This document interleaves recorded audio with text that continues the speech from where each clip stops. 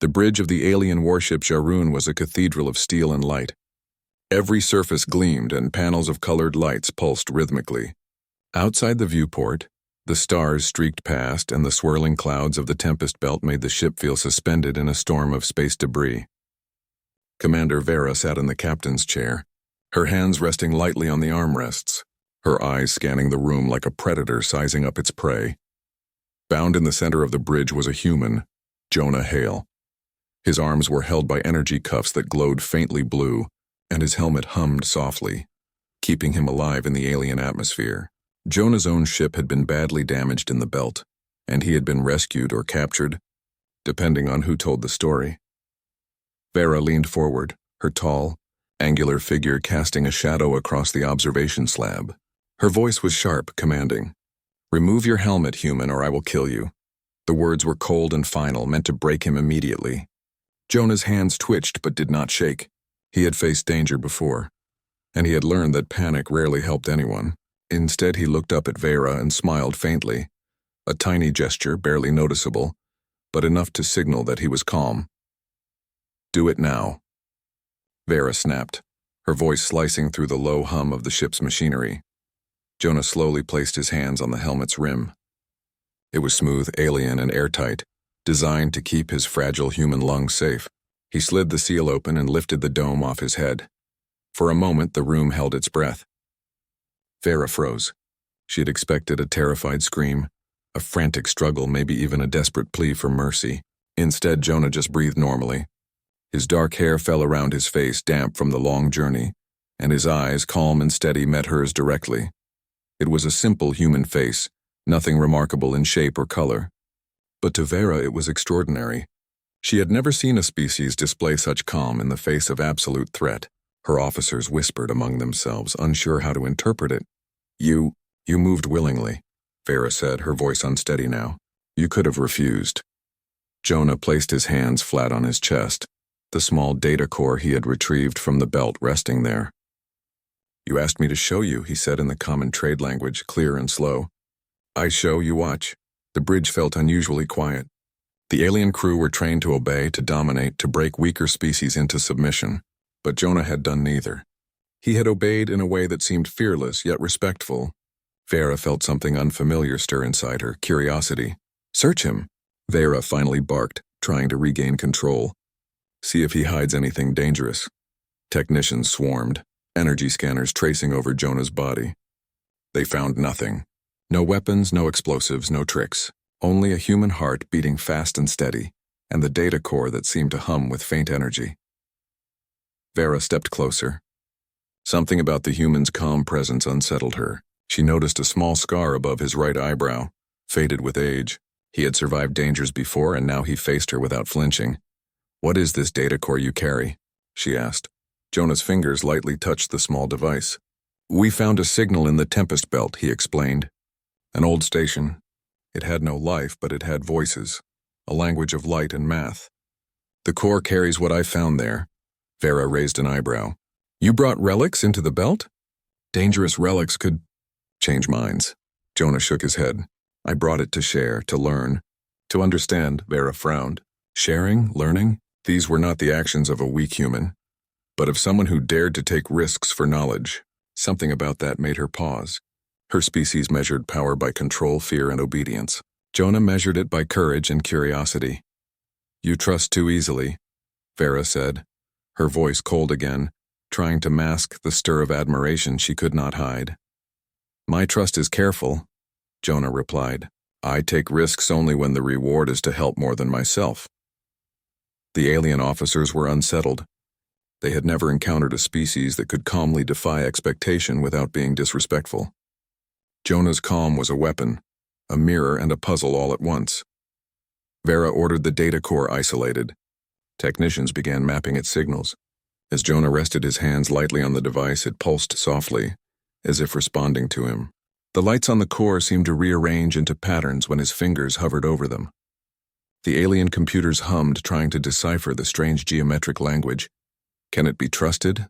an officer whispered. Jonah smiled faintly. "It is not about trust. It is about understanding." Vera felt a chill run through her. For For centuries, the Tempest Belt had been a graveyard for explorers. Ships vanished, crews never returned, and now a human had entered the heart of it, returned and willingly presented what he found. He had shown his face when others would have hidden behind helmets and shields. She did not know whether to be impressed or wary. "Perhaps both. You have no fear?" she asked. Jonah's gaze remained steady. "Fear does not help. Understanding does." Vera's officers glanced at one another. This human was teaching her a lesson she had never expected. She had assumed she was the one giving orders, the one shaping outcomes. Yet Jonah's calm presence was bending the room, bending her. The core began to hum louder, sending faint light patterns across the walls. Jonah's hands hovered over it, and the lights seemed to answer him. The ship's systems picked up strange energy flows, and even the instruments seemed to pause in recognition. Vera studied him. She had given the order that should have ended his life. He had obeyed, and in doing so revealed not just a face but a mind that could touch old ancient things. She realized something profound. Humans were fragile, yes, but in their fragility was a quiet strength that her species had not fully understood.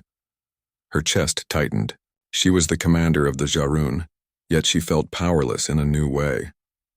Not weak, but challenged. Challenged by a human who had removed a helmet and, in doing so, revealed more than just his face. "Prepare the bridge for long-term study," Vera finally ordered. "Do not harm him. We will observe the core and him." Jonah nodded slightly, still calm, still unafraid. His eyes met Vera's again, and for a brief moment, the commander realized something extraordinary. A single human, willing to show his face and trust an enemy, could change the course of events simply by being who he was. Outside, the stars of the Tempest Belt whirled in silence. Inside, the hum of machinery, the pulsing lights, and the quiet confidence of one human marked the beginning of something new. The belt was no longer just a tomb. It was a place that could teach if one dared to listen. And Jonah Hale had just begun to teach. The hum of the Jarun's engines filled the bridge as Jonah Hale rested his hands lightly on the data core. The alien lights on its surface pulsed softly, forming intricate patterns that seemed to recognize his touch. Technicians leaned closer, their own devices recording the readings. Every flicker of light told a story. Every change in energy hinted at knowledge older than most stars. Commander Vera stood a few meters away, watching. She had not expected to feel this way. Curiosity, admiration, and even something close to awe.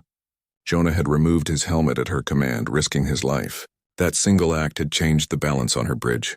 He had shown courage, patience, and intelligence all in one small gesture.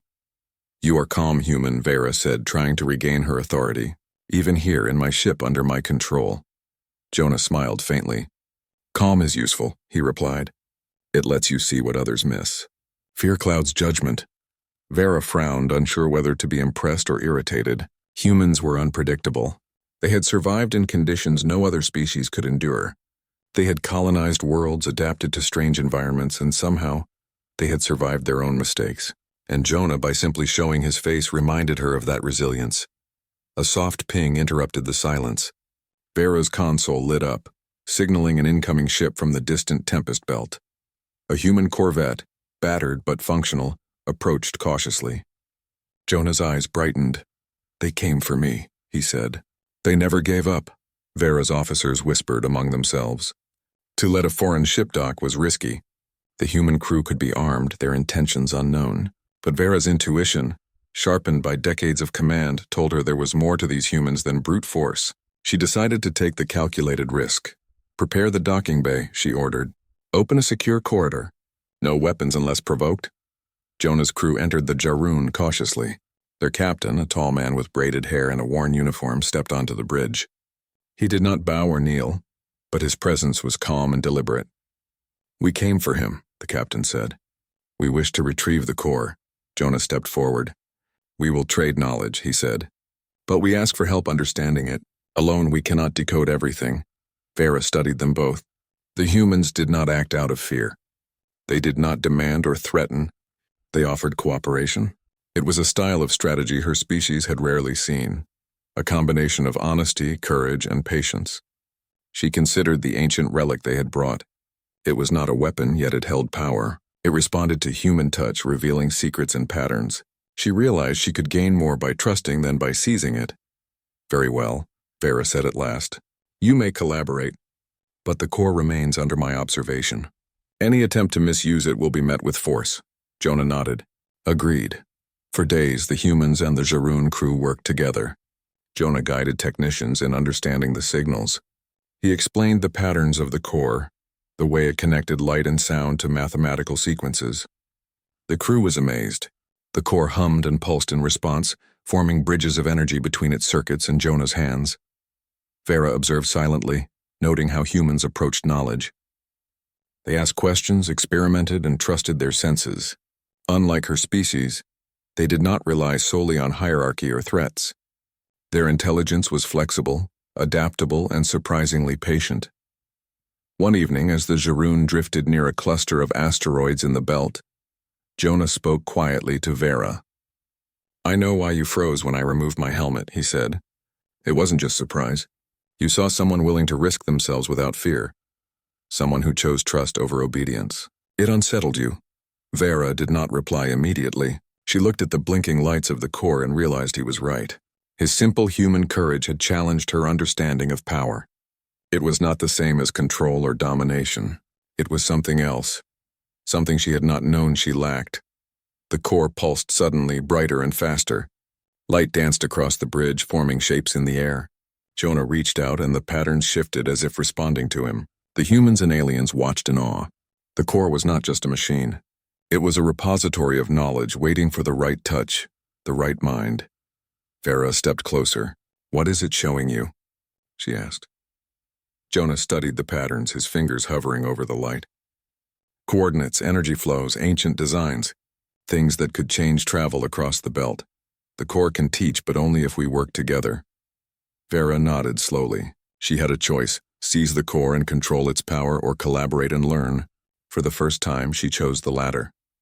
The human Corvette crew joined the Jarun's technicians in translating the sequences. Jonah's captain smiled at him. "You've taught them patience," he said. "Not bad for one human," Jonah chuckled. "Patience is necessary when working with others, even aliens." As days passed, the humans shared their own technology, simple improvements to energy management and data redundancy. Vera's crew reciprocated, teaching shield harmonics and propulsion efficiencies. Slowly, the Jarun transformed. Its engines hummed smoother, energy usage decreased, and the lights of the bridge pulsed in harmony with the core. Vera found herself admiring the humans' persistence. They were not the strongest species she had encountered, nor the fastest or most dangerous. But they were clever, resilient, and adaptable. And they had one quality she had rarely seen: courage that inspired others without commanding them. One night, Vera sat quietly near the observation window, looking at Jonah as he demonstrated the core's functions. "You should not have obeyed me so easily," she said. Jonah looked up and smiled. "Maybe not," he admitted. "But obedience is not weakness. It is a choice, and sometimes it can open doors that force cannot." Vera considered his words. For centuries she had relied on force and fear. Yet here was a human who had changed an entire bridge, an ancient relic and the course of her ship, simply by showing his face and choosing to trust. The core pulsed again, its light reflecting in Jonah's eyes. He had removed his helmet, faced her threat, and in doing so revealed more than his face. He had revealed the potential of his species. Vera realized that the Tempest Belt, long considered a graveyard, was now a place of opportunity. The humans had turned danger into discovery, fear into learning, and the Jarun's crew had learned that sometimes strength was not in domination but in courage, patience, and collaboration. Jonah's human face had become a symbol, a reminder that even in the cold expanse of space, one individual could teach, inspire, and change the course of events. Vera would never forget the moment he removed his helmet, the moment she saw not a prisoner but a bridge between worlds. In the silence of space, the core hummed a quiet song, and Jonah listened. Vera watched him, and for the first time she understood. The galaxy was vast, dangerous, and unpredictable, but humans had a way of surviving not because they were strong, but because they were brave enough to show their face, trust, and learn. Outside, the stars of the Tempest Belt twinkled, holding secrets older than any empire. Inside the bridge, humans and aliens worked together, discovering patterns that had been silent for centuries. And Jonah Hale, the human who had been told to remove his helmet, had done more than obey. He had opened a path for understanding, cooperation, and hope. The Jarun hummed with new life, its lights synchronized with the core and the human's presence. The Tempest Belt was no longer a tomb. It was a place where courage could illuminate the darkness, and where one human face could change everything. And for Vera, the lesson was clear. Strength was not only in power, it was in trust, curiosity, and the quiet courage to reveal oneself, even to an enemy.